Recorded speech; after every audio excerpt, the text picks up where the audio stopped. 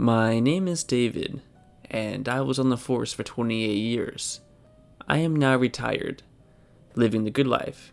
Well, as good a life as a police officer's pension can afford, that is. I probably never would have shared this story, but my grandson is thinking about joining the local PD. I doubt what I have to say will change his mind, but maybe somebody out there will hear it and heed my warning. You will see things you do not want to see as an officer of the law. I worked in a small town that didn't see much crime. Despite this, there were more than one occurrences fueled by what I can only call pure evil. See, once every couple years, the 911 operator gets a call that we all have come to dread. It always comes at night, usually several hours after night shift clocks in at 7:30. You see, when someone calls 911 from a home telephone, the address is displayed to the operator immediately. When said operator sees 115 Juniper Lane, they know to dispatch all available units before even answering the phone.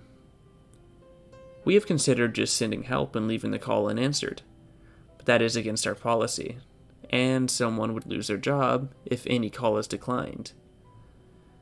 That means every time we get a call from that damned house, it must be entertained. The officers are promptly sent to investigate the tragedy they know awaits. Many operators and officers have quit because of this.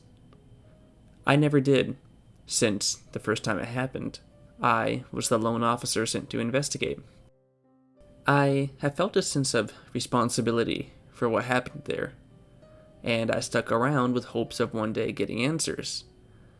Years later, all I have is my account of what happened. That I am going to share with you today. The first time was early on in my career. I was still relatively new with the PD and was working night shifts. I thought it was cool to work through the dark hours. Everything seemed abnormally quiet without as many people moving about. I was sitting in my patrol car at the edge of town, in the parking lot of Waffle House. It was just a little after 11 when my radio buzzed to life. The woman on the other end was instructing me to check out a suspicious call. Sparing you all the police jargon, she just said that someone had called 911 from a home phone at an address about 10 minutes out of town. When she answered the call, she heard what sounded like somebody sobbing in the background.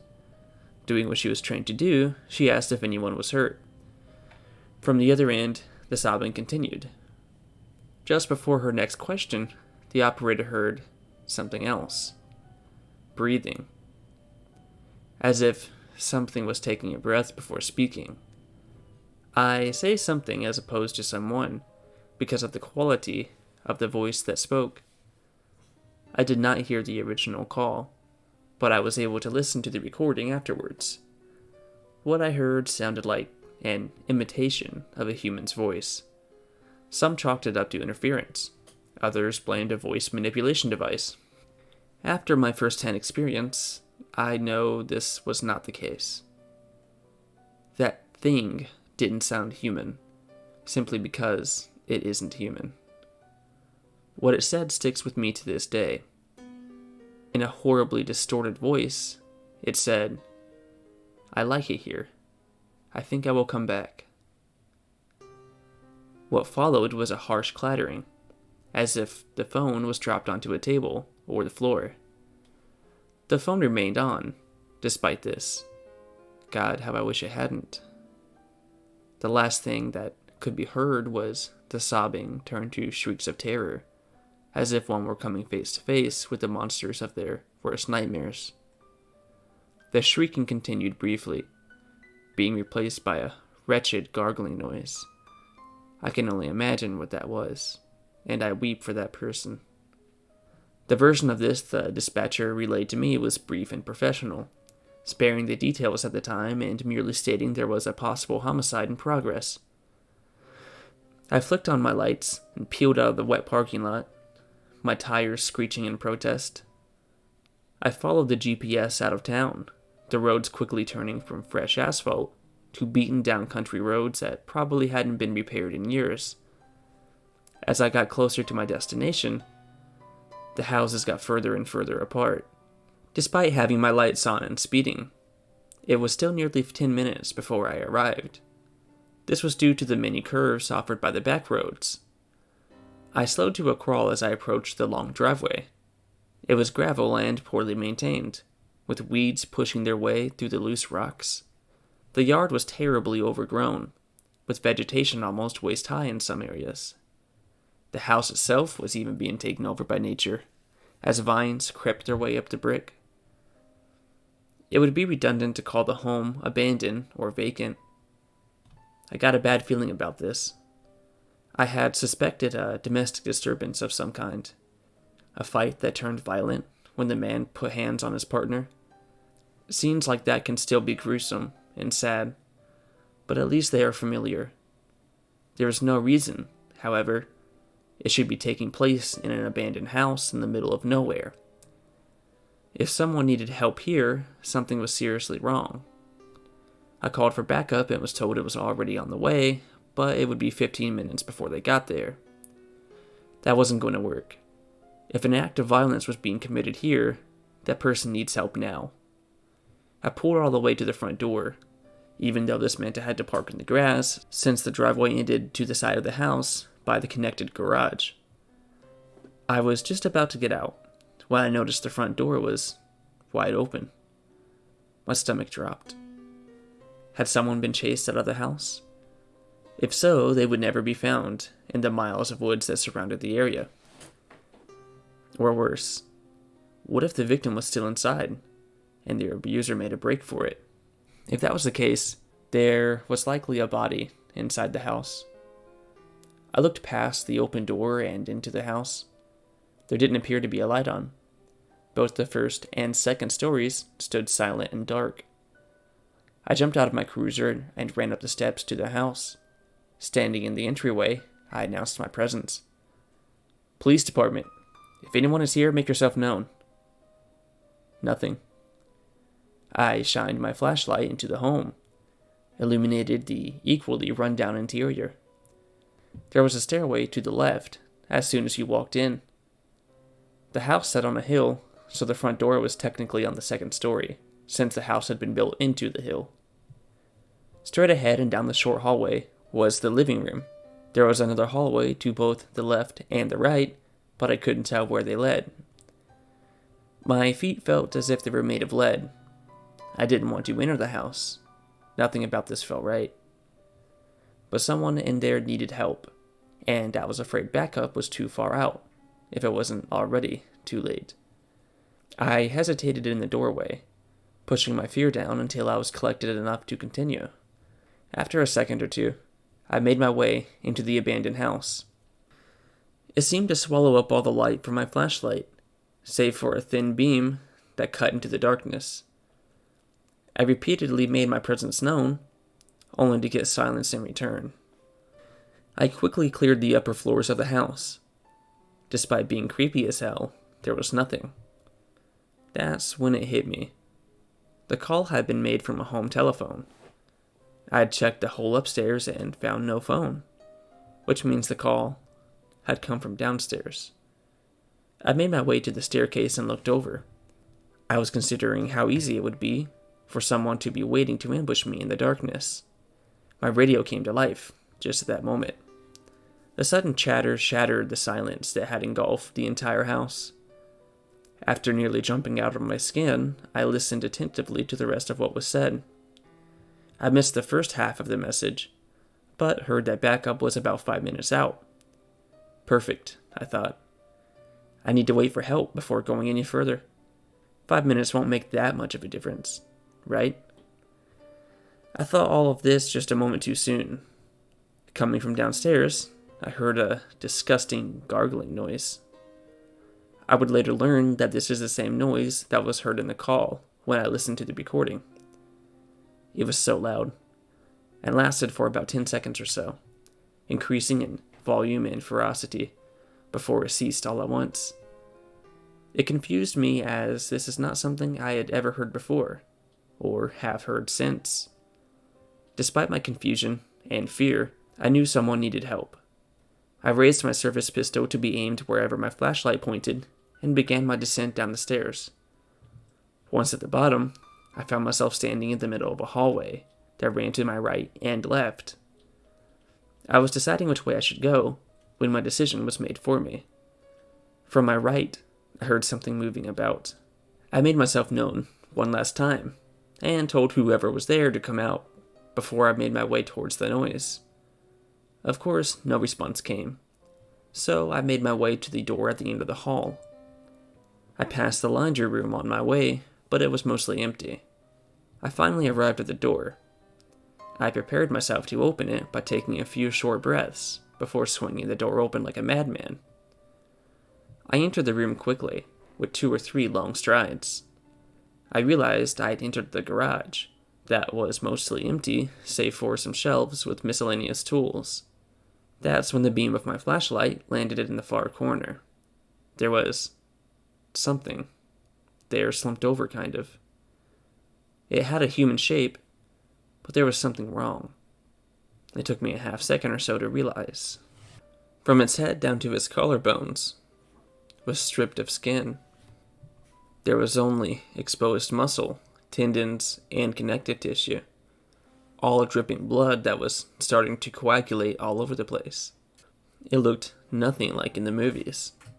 Nothing was clearly defined. It all made one big mess of flesh and congealing fluids, further distorting its figure. I almost fired at the thing, but just in time, I made a grim realization. It was a person. I know this seems obvious, but when you are seeing something, especially a human being, that mutilated for the first time, it's hard to process what you're looking at. My gut churned.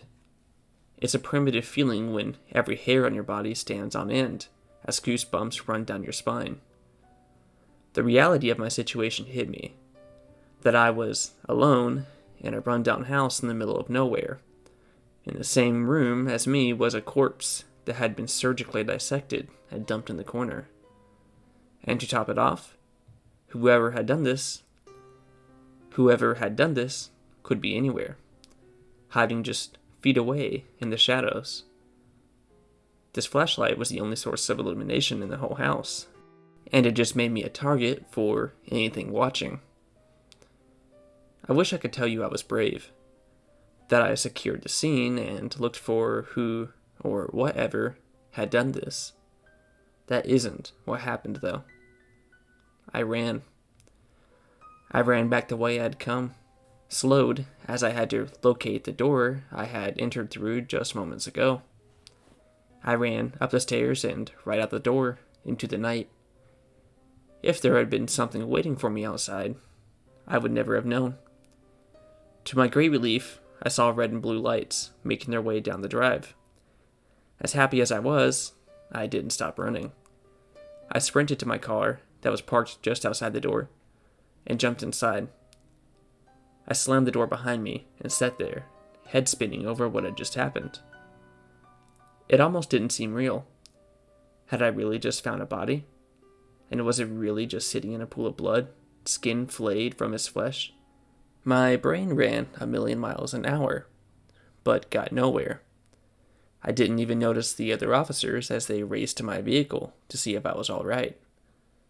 One of them knocked on my window and was obviously relieved when I stepped out of my car in response, seemingly unscathed but badly shaken up. The other 2 just stared. The first officer asked me what had happened. I started to answer him when I noticed what the other officers were looking at. My car had been, for lack of better words, torn to shreds.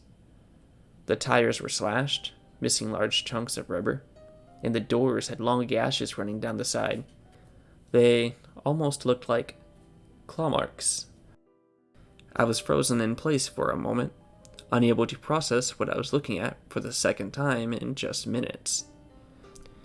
The other officers cleared the house, as I radioed for a medic. Once the corpse was loaded into the ambulance, we continued to search the property, together this time. We never did find a phone from which the call could have been made. Neither did we find any tools that would have been required to so skillfully remove skin from a human being. No sign of struggle, no footprints, nothing to indicate that it ever happened. Once the body was gone, just a pool of blood remained, marking a spot where that person might have taken their last breaths. The official report calls it a gruesome homicide. Some speculate that the suspect hid when he heard me arrive, trashing my car while I was searching the house, and then fleeing. Some of that doesn't add up, however. First, there was no home phone, and the call wasn't made from a mobile. Not to mention, the time from the sobbing being heard till I made my horrific discovery wasn't long enough for even the most skilled surgeon to remove someone's skin with such precision. This thing did it, all with no tools. I call it a thing because no one will convince me that a person was able to shred open the aluminum doors on my cruiser with anything short of an electric saw.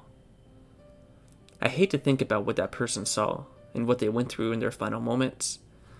I just imagine that happening to one of my loved ones, and it doesn't seem possible. The idea exists in a world outside of reality, but for someone, that was reality. I also can't believe I was just walking around while that thing got away. Why didn't it kill me?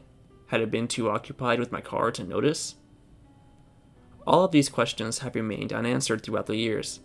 The only thing known for certain is that 3 other times during my career, we have received a call from that house.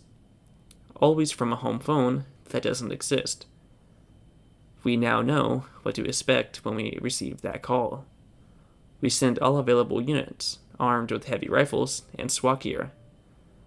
The only thing we find, however, is another body, with various sections of skin removed.